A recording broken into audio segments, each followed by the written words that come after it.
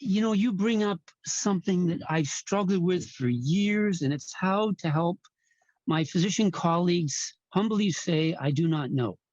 I receive so many referrals from people with these difficult diagnoses. So what have you found with your physician community in Thunder Bay? Have you been able to help doctors feel comfortable saying, I don't know? It doesn't mean you're stupid. It doesn't mean you're not empathetic.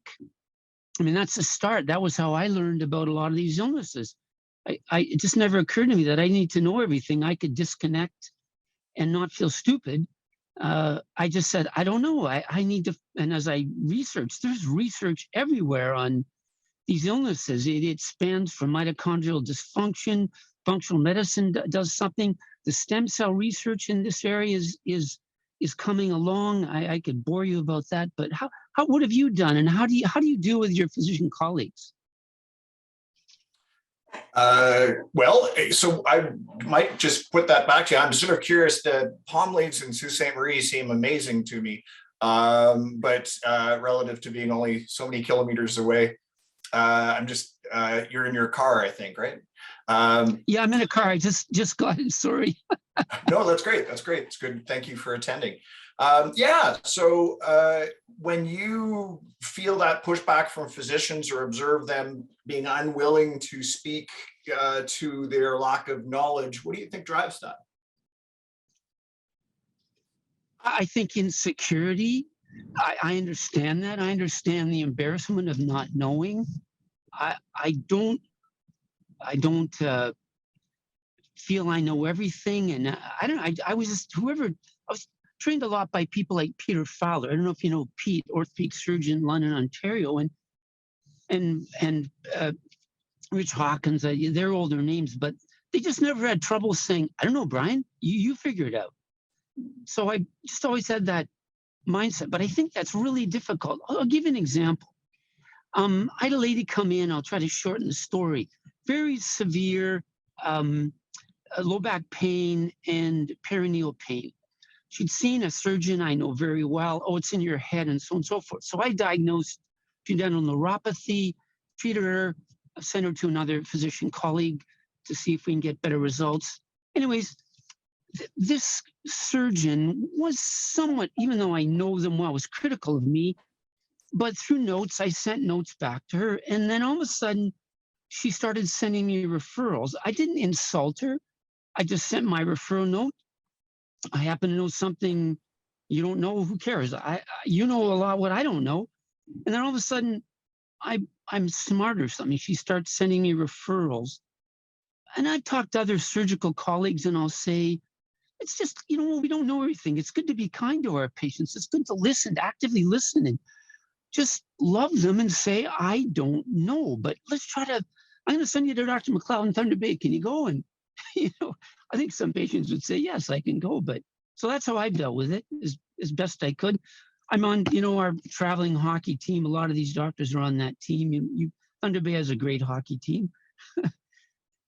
Good for physicians the physicians certainly seem to know hockey for sure. I hear you, and I think a lot of the people on this call, this connection, will agree that they've been challenged at different times when people struggle with not knowing. Certainly, you might agree that I think it's part of our culture and part of sort of society's expectation to know it all. And somehow I think that there's a bit of shame and or failure feelings tied in when we don't. And absolutely. I'm not certain how much good I did as a pain doc, moving that marker ahead. I'd like to think that actually working in this realm of sort of self-compassion from a standpoint of being aware of our own emotions, some of what I talked about in that recording today, help us all to be a little bit more comfortable with not knowing. I've spent most of my career not knowing because I've done things like palliative care and more recently chronic pain for the last 15 years. And you have to be humble in that. There's a lot we don't know, but it is. I think it's an important element that certainly we aren't taught as physicians. And in fact, if anything, there's a certain amount of pressure in the other direction. I recognize there may be other questions, but I'll come back with a story of my own afterwards. Maybe our facilitator, though, has some more questions. Thank you for that. I think it's heartening to see someone out there who's providing care and recognizing our many limitations. Yeah, thank you very much. I appreciated your talk very much. Thank you. Thank you, Bryan. Thank you. There's one question from the chat. How does a sensitive person build a shield to prevent the arrows from breaking the flesh? Oh, yeah. So I noticed in the chat, someone had talked about the fact that, you know, with all that, all of us, but particularly people who struggle with a complex illness like EDS or like MCAS, go through, somebody talked about a strong armor, you know, that thick skin kind of imagery. And for certain, there are going to be times when that armor is useful. The person also sort of said, you know, is there a time when you take the armor off? And a lot of that we do in sort of the mindful self-compassion realm, and none of this is rocket science per se, it just isn't taught in our culture very much. So this idea of being connected to our emotions or gentle with ourselves. The golden rule in most religions is do unto others as you would do unto yourself. Now, ironically, when you look at the population, the data, that 20, 30 years worth of data shows that 78% of the population are very, very good at taking care of their friends and being good to others, but are horrible to themselves.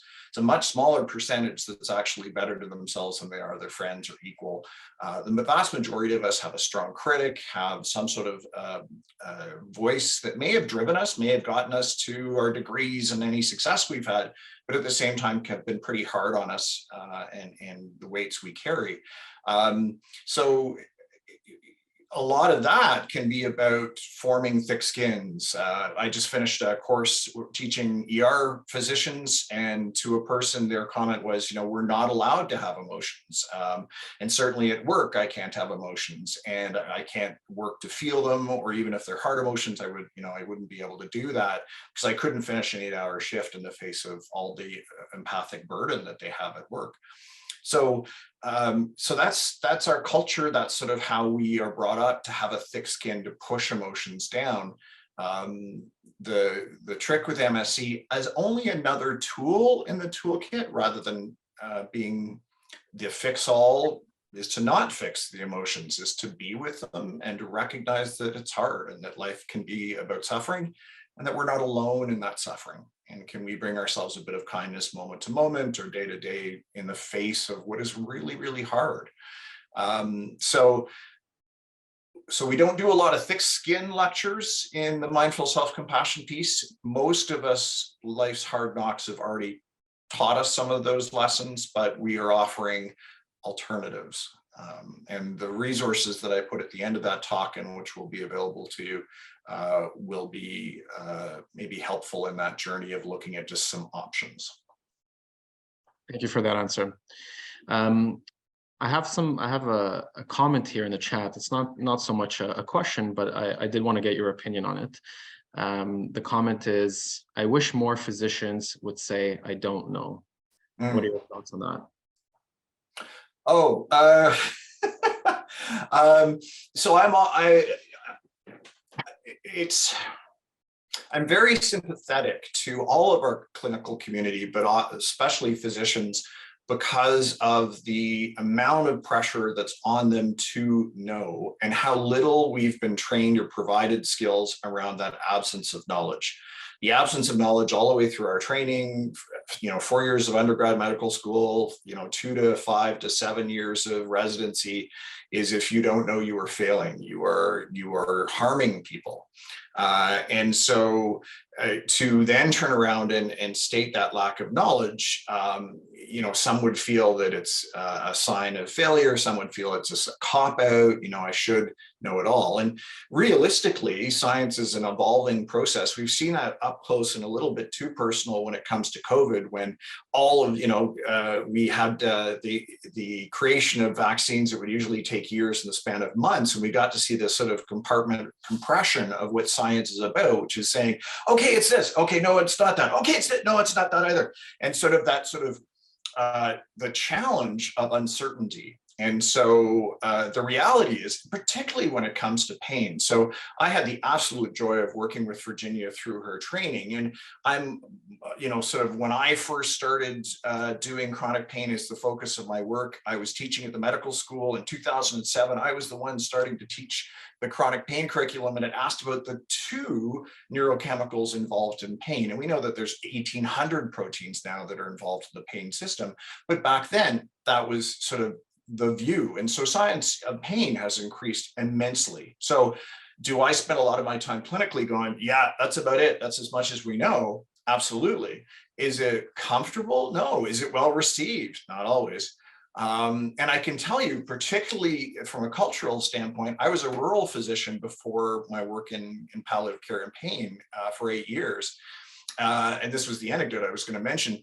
You'd go out with friends and family, and you'd be over at someone's house, and people would be together talking about the imprecision of their work. We'd have mining engineers in a mining community talking about how you never knew when, the ceiling was going to fall in or big rocks were going to fly off the wall.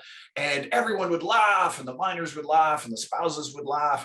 And then the teachers would talk about how they're screwing up your kids, and everyone would laugh, and parents would laugh. And then as a rural physician, you get caught up in the conversation. You say, oh yeah, sometimes stuff comes in the emerge that I've just never seen before. And you get crickets. And you're like, ha, ha, ha, ha, just joking. And the room would go, ha, ha, ha, ha, because of course the physician knew everything. And no one would feel comfortable in a rural community where you're the only physician in 300 kilometers to not have everything. And so you can understand that there's an immense amount of pressure on the physician community to somehow have all the answers, although even though that's entirely unrealistic and unfair for everyone in the room. So anyone who's saying, man, doctors should be willing to say they don't know, you're right. We really should be training doctors to talk about their limitations. At the moment and at the time that your physician was trained, that was not only not taught, it was frowned upon. So you'll find there are great physicians out there like Virginia McEwen who say, yeah, you know what, that's all we know, or I don't actually know very much about that. And that's because she's awesome. More doctors should do it, but there's a big amount of culture pushing against it.